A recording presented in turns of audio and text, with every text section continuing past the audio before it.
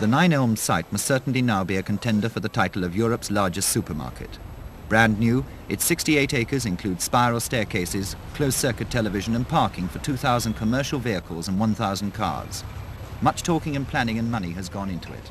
It's estimated to have cost 40 millions to move the old Covent Garden from its central London site, where the market's been since the Middle Ages. The new market will absorb all and more than the old one. But as always with change, feelings are mixed.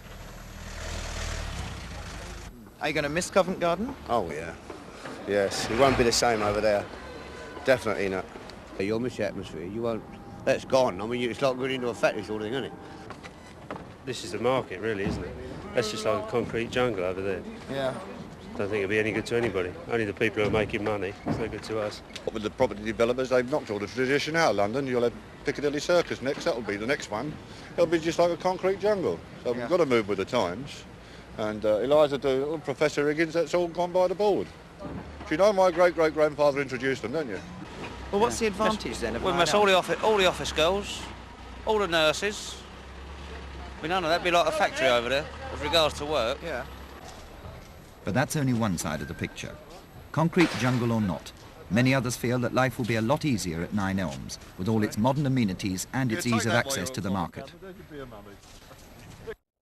I think eventually it'll work out for the best, but we'll lose all the atmosphere. Seriously, yeah. Sad about the atmosphere, but good and bad together, it's a good thing we're going. What are you going to feel about working there after working here? Well, the conditions can't be any worse than they are here, can they? Have you seen them over there? Yeah. Well, we'll be nice and clean, be easy. We'll all be home nice and early.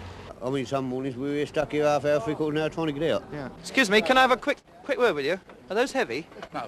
Oh, we'll leave them there for a minute then. Yeah. Listen, are you sad about the garden closing? Goals, you've got to be, haven't you? I've been up here 29 years myself. I mean, it's a long, long time, isn't it? Yeah. There's a lot of old people who are not going to go over there. We're going to miss the old characters. Won't you miss the atmosphere of Oh, Covent well, Garden? everybody will miss the atmosphere, but then we've been here 300 years, or at least the market has, and change has come about the right time, I think.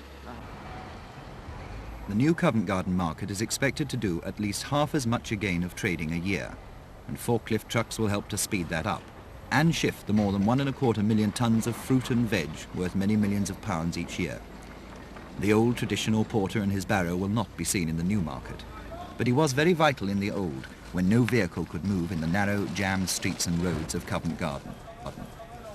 Many of the traders had been there for years, generations of the same families. When porters ran competitions of basket carrying like these, the Goldschmidt family were trading. And by the time Covent Garden closed last week, they had been there for over 128 years, trading from stalls like this. Lovely. You, obviously being a member of the family, went into the business. Was it because you wanted to, or because it's just tradition? I couldn't get out of school fast enough to get up here. I hated school for some unknown reason, and I love Covent Garden. I've always loved it. You say it's very hard work here, but tell me just how hard the work is. Oh, it's pretty hard. Yeah. The hours are ghastly, of course, because, you know, you can't go out of a weekday evening at all. Can you tell me a typical day when you were younger? Oh, a typical day?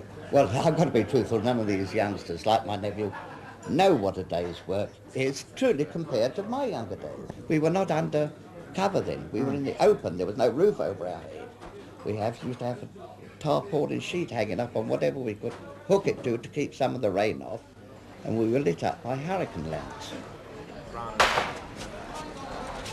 I mean, we're clogged up here, you know. We get 10 and 15 ton lorries up here that are on roads that are intended for horses and carts, which were only ever built for horses and carts. And this is causing chaos.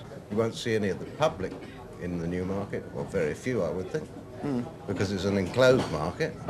It'll be very much easier to do your business, and perhaps the hours will be shorter and so on, but there'll be something lacking, obviously. Yeah. You know, it won't be the same old Covent Garden, I don't think.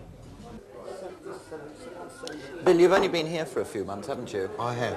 Why did you come here?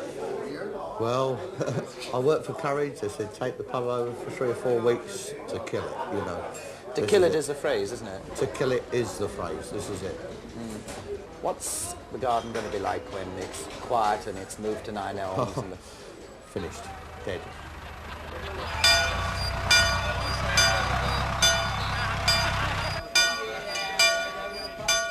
And and last Friday it closed.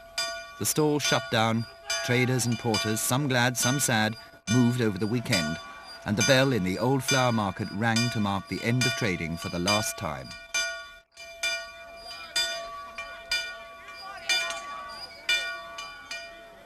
But will the new Nine Elms ever take the place of Covent Garden? Eventually, in 300 years.